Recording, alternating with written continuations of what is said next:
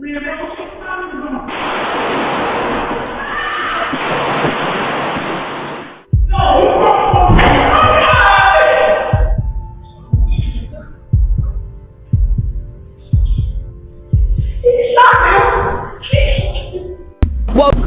from dead sleep.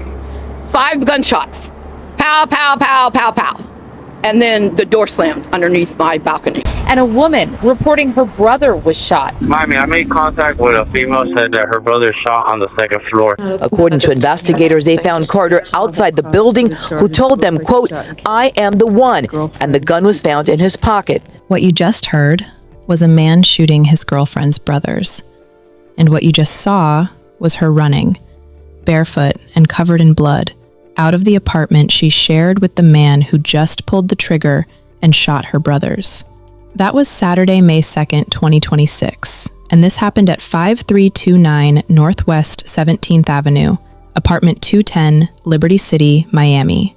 2 brothers, Jahain Pierre, 23 years old, and Gianni Pierre, 28, were both born on the same day, February 23rd, 5 years apart, and they walked into that apartment that morning to check on their sister. They never walked back out.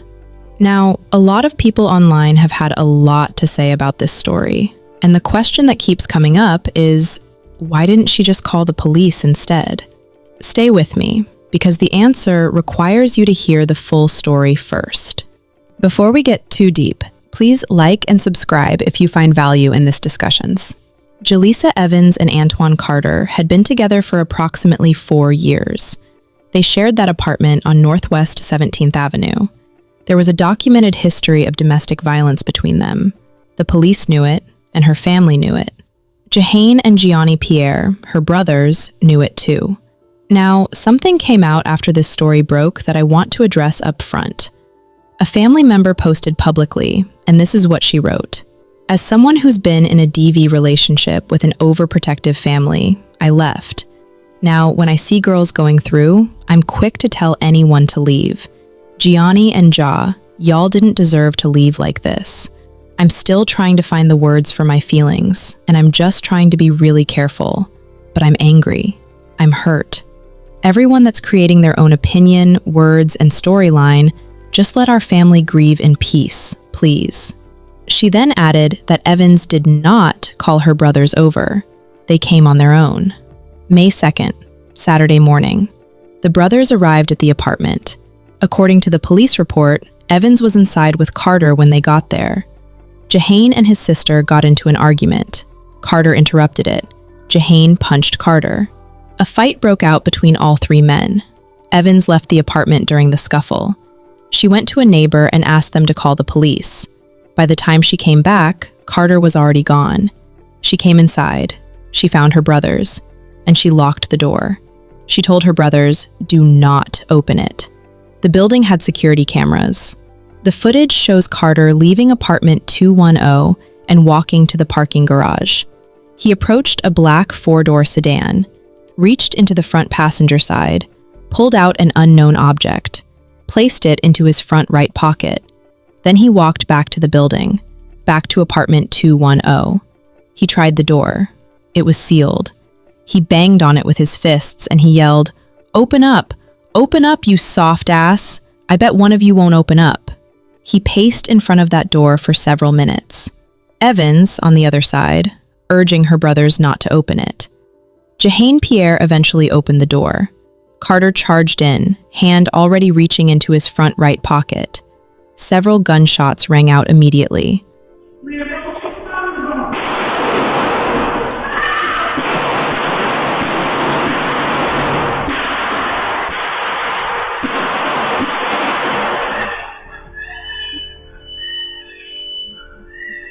Gianni Pierre was sitting on the couch when the bullets hit him.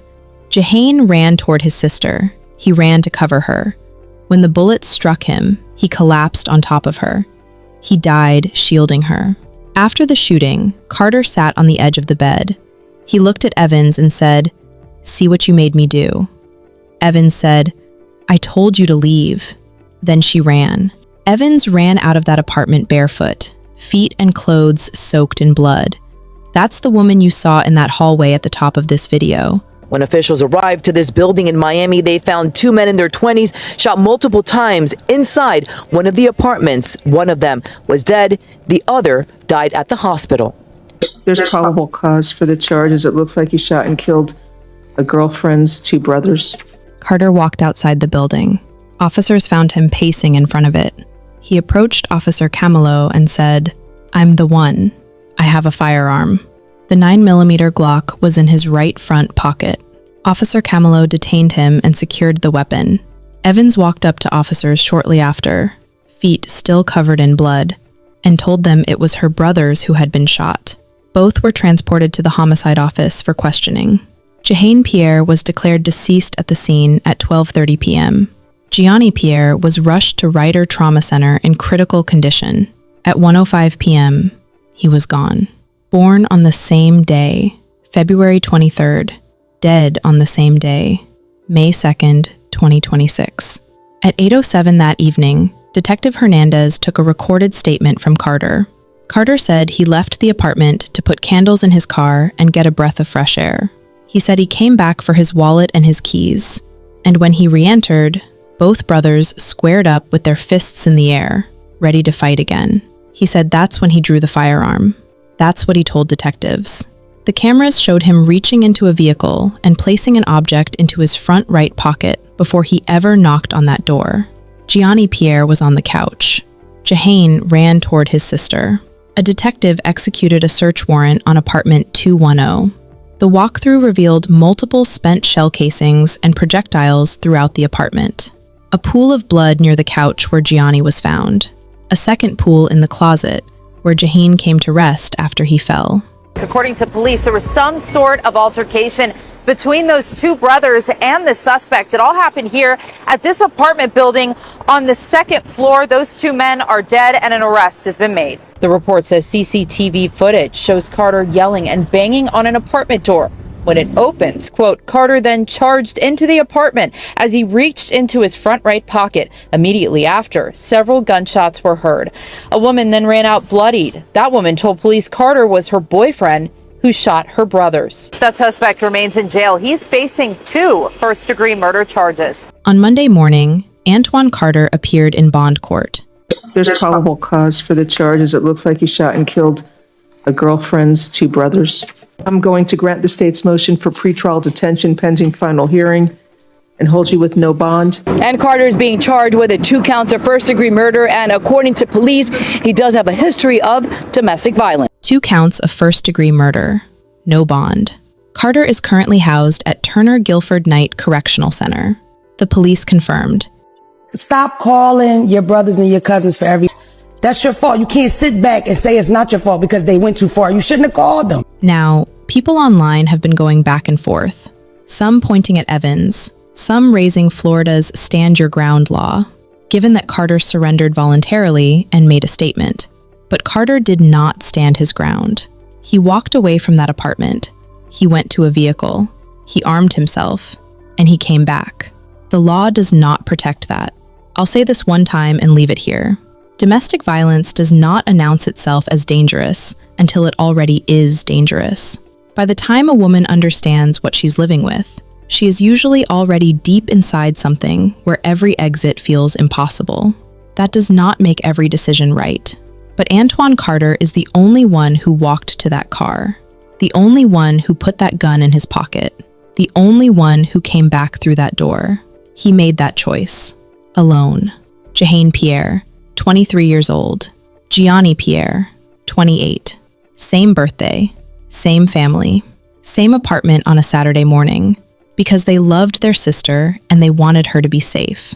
And the last thing Antoine Carter said before he walked out and left them on that floor, "See what you made me do." May Jahain and Gianni rest in peace. And may their family find some measure of peace on the other side of this. Our 2 brothers from Miami went to go try to help their sister who was in a DV situation, and the boyfriend ended up and unalived both of them. Mind you, both of them was born on the same day, years apart, and died on the same day. Boyfriend name was Antoine Carter. But the story that he told the police was way different from the story that the girlfriend told the police about what he did to her brothers. We all could probably figure out that the nigga's lying. Him and the girl got into an altercation.